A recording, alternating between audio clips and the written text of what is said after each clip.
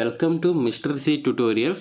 Today video వచ్చేసి mega డిఎస్సికి సంబంధించి ఎక్కువగా ఉత్పన్నమయ్యే ప్రశ్నలు మరియు వాటికి సమాధానాలు అనేవి వెబ్సైట్లో అప్లోడ్ చేయడం అనేది జరిగింది. దీంట్లో ముఖ్యంగా మనకి కావలసిన రిజర్వేషన్ ఫ్యాక్టర్స్ అనేది ఏ విధంగా తీసుకున్నారు, వాటి యొక్క రోస్టర్ పాయింట్స్ ఏ విధంగా కేటాయించారు, తర్వాత ఎగ్జామ్ అనేది ఫీజు ఏ విధంగా చెల్లించాలి, ఎంత చెల్లించాలి, అదేవిధంగా ముందు డిఎస్సికి అప్లై చేసిన వారు ఈ డిఎస్సికి మళ్ళీ ఫీజు చెల్లించాలా వద్దా, ఇలాంటి క్వశ్చన్స్ అన్నిటికీ కూడా ఆన్సర్స్ చేయడం అనేది జరిగింది. దాంట్లో ముఖ్యంగా మొదటగా చూసినట్టయితే ఈ రిజర్వేషన్ ఎప్పటి నుండో ఈ యొక్క రోస్టర్ పాయింట్స్ గొడవే గ్రూప్ 2 ఎగ్జామ్లో అనేది రావడం అనేది జరిగింది. దీనివల్ల ఎన్నో గొడవల మధ్యలో ఎంతో రాద్ధాంతం మధ్యలో గ్రూప్ 2 ఎగ్జామ్ అనేది కంప్లీట్ అవ్వడం అనేది జరిగింది. అలాంటి పరిస్థితి ఈ డిఎస్సి ఎగ్జామ్కి రాకూడదని న్యాయ వివాదాలు లేకుండా చూడడానికి ఈ నోటిఫికేషన్ అనేది చాలా పకడ్బందీగా ఇవ్వడం జరిగింది. దాంట్లో ముఖ్యంగా ఈ యొక్క రోస్టర్ విధానాన్ని ఏ విధంగా పాటించారో చూసినట్టయితే ఈ యొక్క జీవో నంబర్ 77 అనేది ఆగస్ట్ 2, 2023 రావడం అనేది జరిగింది. దాని ప్రకారం సాధారణ పరిపాలన శాఖ ఇచ్చే తదుపరి ఉత్తర్వులను అనుసరించి వర్టికల్ రిజర్వేషన్, హారిజాంటల్ రిజర్వేషన్ దీని దగ్గర గొడవ వచ్చింది. మొత్తం అంతా కూడా వర్టికల్ ఏంటి, హారిజాంటల్ ఏంటి అని చెప్పేసి. హారిజాంటల్ రిజర్వేషన్ ఓన్లీ 4 విభాగాలకు మాత్రమే. అది ఉమెన్కి, పీడబ్ల్యూబీడీకి, ఎక్స్ సర్వీస్ మ్యాన్కి, స్పోర్ట్స్. ఆ రోస్టర్ పాయింట్లు ముందు కేటాయించబడవు. ఓకేనా. హారిజాంటల్ రిజర్వేషన్లో ఏ రోస్టర్ పాయింట్ ఇస్తారనేది కేటాయించబడదు. ఇందులో ఎటువంటి అపోహలకు నోలు కావద్దు అని చెప్పేసి క్లియర్గా మెన్షన్ చేశారు. గ్రూప్ 2 నోటిఫికేషన్ సంబంధించి ఆ యొక్క నోటిఫికేషన్లో ఇలాంటి రోస్టర్ పాయింట్లు ఇవ్వడం వల్లనే దీనికి వ్యతిరేకంగా ఉందని చెప్పేసి కోర్టులో కేసులు పడడం అనేది జరిగింది. ఇక్కడ క్లియర్గా మెన్షన్ చేశారు, హారిజాంటల్ రిజర్వేషన్లో రోస్టర్ పాయింట్లు ముందుగా కేటాయించడం అనేది జరగదు. మరి హారిజాంటల్ రిజర్వేషన్లో మహిళల యొక్క రిజర్వేషన్ ఏ విధంగా అమలు చేస్తారని చెప్పేసి ఇంకో క్వశ్చన్ కూడా ఉత్పన్నమవుతుంది. దానికి సంబంధించి 100 సైకిల్ హారిజాంటల్ రిజర్వేషన్ అమలు జరుగుతుంది. అంటే 1 to 100 ఉంటుంది కదా, ఆ సైకిల్లోనే హారిజాంటల్ రిజర్వేషన్ అమలు చేస్తారు. అది జీవోఎంఎస్ 77 ప్రకారమే 2 ఆగస్ట్ 2023 ఏదైతే రిలీజ్ చేశారో దాని ప్రకారం హారిజాంటల్ రిజర్వేషన్ అనేది ఉమెన్కి, పీడబ్ల్యూబీడీకి, ఎక్స్ సర్వీస్ మ్యాన్కి, స్పోర్ట్స్ కేటగిరీ వాళ్ళకి రోస్టర్ పాయింట్ ముందుగా నిర్ధారించకుండా అమలు చేయడం జరుగుతుంది. జీవోఎంఎస్ 77 చెప్పేది అదే, హారిజాంటల్ రిజర్వేషన్ ఇస్తాము కానీ అందులో రోస్టర్ పాయింట్స్ ముందుగా చెప్పరు. ఎందుకంటే ఇక్కడ జాగ్రత్తగా చూడండి, ఈ హారిజాంటల్ రిజర్వేషన్ క్లియర్గా చెప్పడానికి ఏముందంటే, ఒక 8 పోస్టులు ఉన్నాయనుకోండి, అందులో 5 పోస్టులు అనేవి జనరల్లో ఉన్నాయి, 3 అనేవి లేడీస్కి కేటాయించారు అని అనుకోండి. ఇప్పుడు ఈ హారిజాంటల్ రిజర్వేషన్కి వచ్చేసరికి ఒకవేళ ఈ 5 పోస్టుల్లో ఆల్రెడీ 3 మెంబర్స్ అనేది లేడీస్ అనేది వచ్చేస్తే ఈ నెక్స్ట్ 3 మెంబర్స్కి కూడా మీరు జనరల్గా అక్కడ జెంట్స్ అయినా రావచ్చు, లేడీస్ అయినా రావచ్చు. ఈ విధంగా హారిజాంటల్ రిజర్వేషన్ అనేది వర్క్ అవుతుంది. కానీ వీళ్ళకి రోస్టర్ పాయింట్లు ఒకవేళ ఈ 3టికి రోస్టర్ పాయింట్లు ఇచ్చారనుకోండి, ఆల్రెడీ ఇక్కడ 3 వచ్చేసారనుకోండి, ఈ 3కి రోస్టర్ పాయింట్లు అనేవి ఏ విధంగా కేటాయించారనేది ఎవరికి తెలియదు. సో అక్కడే గొడవంతా స్టార్ట్ అవుతుంది. కాబట్టి ఈ హారిజాంటల్ రిజర్వేషన్ రోస్టర్ పాయింట్లు ఇవ్వలేదు అనుకోండి, ఇక్కడ 5లో 3 లేడీస్కి వచ్చేస్తే ఈ 3 అనేవి జనరల్లోకి వచ్చేస్తాయి. ఇంకా అంటే టోటల్గా చూసినప్పుడేమో ఎస్సీ, ఎస్టీ, ఓబీసీ వీటికి సంబంధించి వర్టికల్ రిజర్వేషన్ అనేది అమలవుతుంది. వాటిలో మళ్ళీ మహిళలకి, స్పోర్ట్స్కి, పీడబ్ల్యూబీడీ, ఎక్స్ సర్వీస్ మ్యాన్కి చూసినప్పుడు హారిజాంటల్ రిజర్వేషన్ అమలవుతుంది. దీని దగ్గర ఇదంతా గొడవంతా వస్తుంది. సో ఇదైతే క్లారిటీగా చెప్పడం అనేది జరిగింది.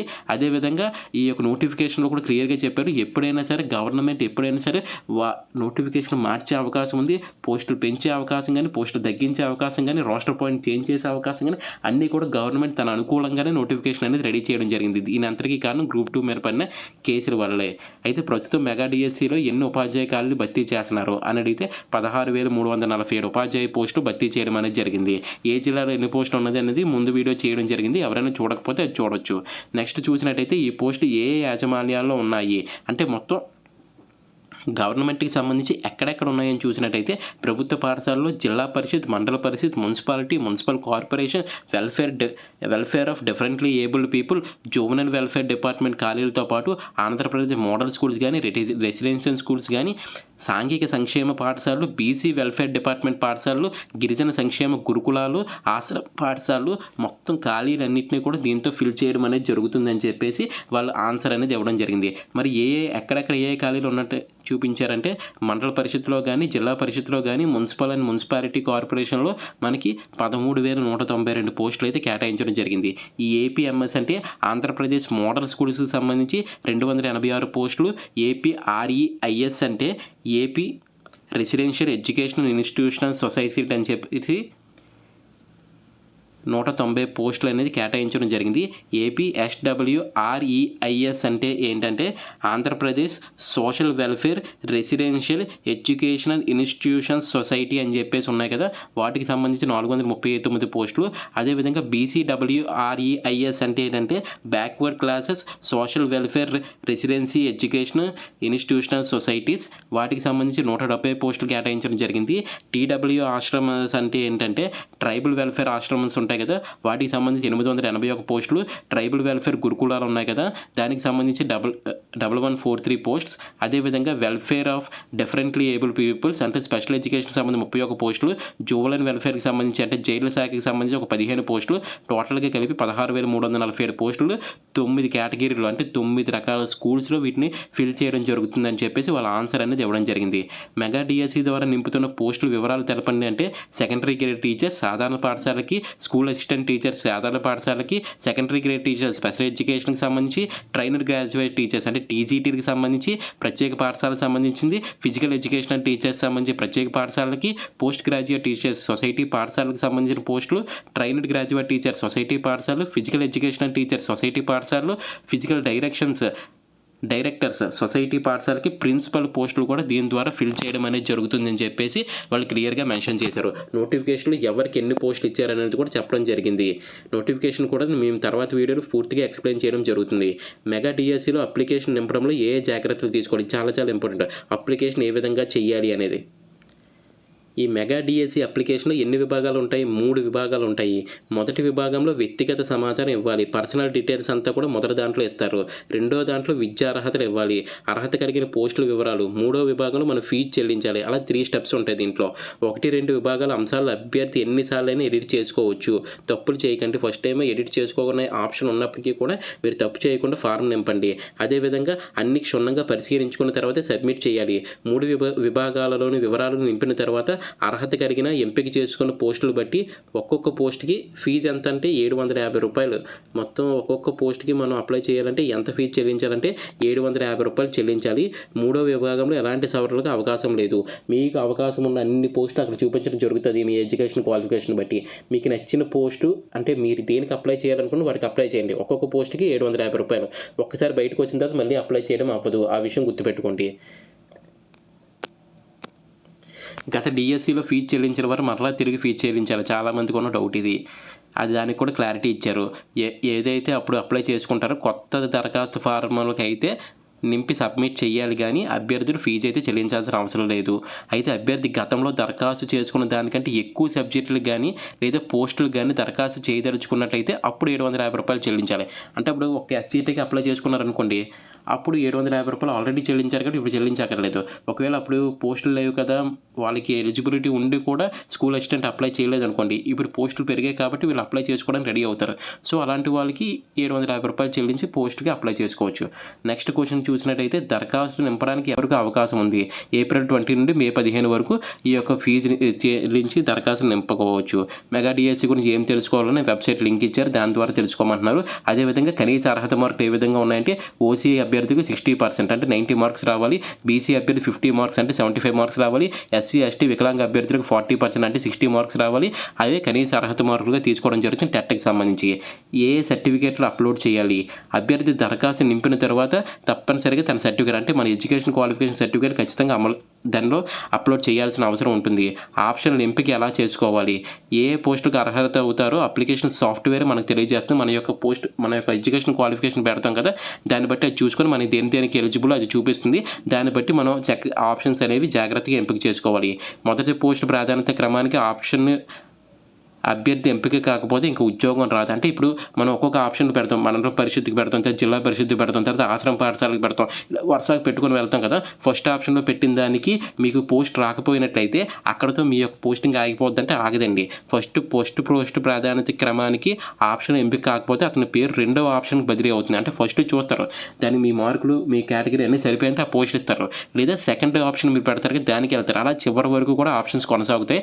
ఒకవేళ అభ్యర్థి మొదటి ఆప్షన్కి ఎంపిక అయిపోయాడు అనుకోండి, మిగతా ఆప్షన్స్ని కన్సిడర్ చేయరు.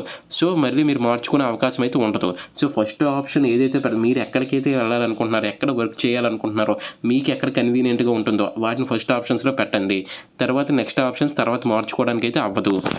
సో ఇది పెట్టినప్పుడే జాగ్రత్తగా పెట్టండి. తర్వాత వయో పరిమితికి సంబంధించిన అంశాలు చూసారు కదా, 1/7/2024 నాటికి 44 సంవత్సరాల కంటే ఎక్కువ ఉండరాదు. రిజర్వ్ క్యారెక్టర్స్కి అయితే 49 ఇయర్స్, దివ్యాంగులకి అయితే 54 ఇయర్స్, అంటే 44 ఇయర్స్ అంత వరకు ఏజ్ రిలాక్సేషన్ ఇవ్వడం జరిగింది ఈ ఒక్క నోటిఫికేషన్ వరకు.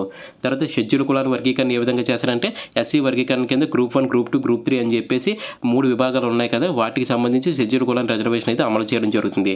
దేని ప్రకారం అంటే ఏప్రిల్ 18, 2025 ఏదైతే ఆర్డినెన్స్ తీసుకొచ్చారో దాని ప్రకారం ఈ యొక్క వర్గీకరణ ఉంటుంది. స్పోర్ట్స్ కోట ఏ విధంగా అమలు అవుతుందంటే స్పోర్ట్స్ కోటాకి చూడండి 3% ఇచ్చారు రిజర్వేషన్ ఇచ్చారు. స్పోర్ట్స్ కోటాకి సంబంధించి కొంచెం మారింది, 2% ఉన్నదని 3% పెంచారు. దాని తర్వాత అభ్యర్థులు తమకు ఎదురయ్యే సమస్యల గురించి ఎవరిని సంప్రదించాలంటే హాల్ టికెట్, పరీక్షా కేంద్రాలు తదితర విషయాల గురించి రాష్ట్ర కార్యాలయం కేంద్రానికి ఫోన్ చేసి సమాచారం పొందవచ్చు. ఈ ఫోన్ నెంబర్స్ అన్నీ కూడా నోటిఫికేషన్లు ఉన్నాయి. దాని తర్వాత ఎక్కడ ఎక్కువ పోస్టులు ఉన్నాయంటే మెగా డిఎస్సిలో 2678 పోస్టులు కర్నూలు జిల్లా ఫస్ట్ ప్లేస్లో ఉంది. 543తో శ్రీకాకుళం లాస్ట్ ప్లేస్లో ఉంది. అంటే అభ్యర్థులకి తరచుగా వచ్చే డౌట్స్ వాటి యొక్క క్లారిఫికేషన్ ఇవ్వడం అనేది జరిగింది. సిలబస్ గురించి తెలుసుకోవడానికి ముందుగానే సిలబస్ అక్కడ అప్లోడ్ చేశారు కాబట్టి దాన్ని బట్టి సిలబస్ తెలుసుకోవచ్చు. ఈ విధంగా మనకున్న ప్రతి డౌట్ను కూడా వీళ్ళు క్లారిఫై చేయడం జరిగింది. ఇంకా మీకు ఏమైనా డౌట్స్ ఉంటే కింద కామెంట్ చేయండి. మాకు తెలిసిన సమాచారాన్ని ఖచ్చితంగా మీకు చెప్పడానికి ట్రై చేస్తాము. అదేవిధంగా అప్లై చేసినప్పుడు చాలా జాగ్రత్తగా చేయండి.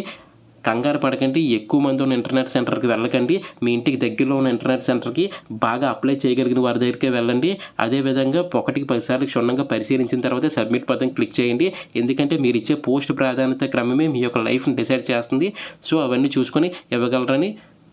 అదేవిధంగా అప్లికేషన్ చేసే విధానం కూడా మనకి నెక్స్ట్ వీడియో అనేది వస్తుంది. అప్లికేషన్ చేసే విధానాన్ని మీరు అక్కడ చూసుకోవచ్చు. మీకు ఏ సర్టిఫికేట్లు కావాలనేది కూడా మేము విపులంగా వివరించడానికి ట్రై చేస్తున్నాం. ఆ వీడియో అనేది మీకు తొందరలోనే అప్లోడ్ అవుతుంది. మ్యాక్సిమం రేపటి వీడియోలో దాన్ని అప్లోడ్ చేయడం అనేది జరుగుతుంది. ఇప్పటిదాకా చూసారంటే మీకు ఎంతో కొంత కంటెంట్ నచ్చే ఉంటుంది. ఎవరైతే మీ డిఎస్సి ఆస్పిరెంట్స్ ఉంటారో వాళ్ళకి ఈ యొక్క వీడియోని షేర్ చేయండి.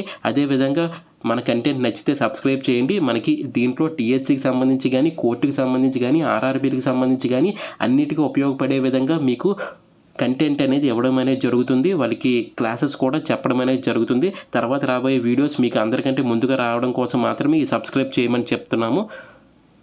థ్యాంక్ యూ సో మచ్ అండి.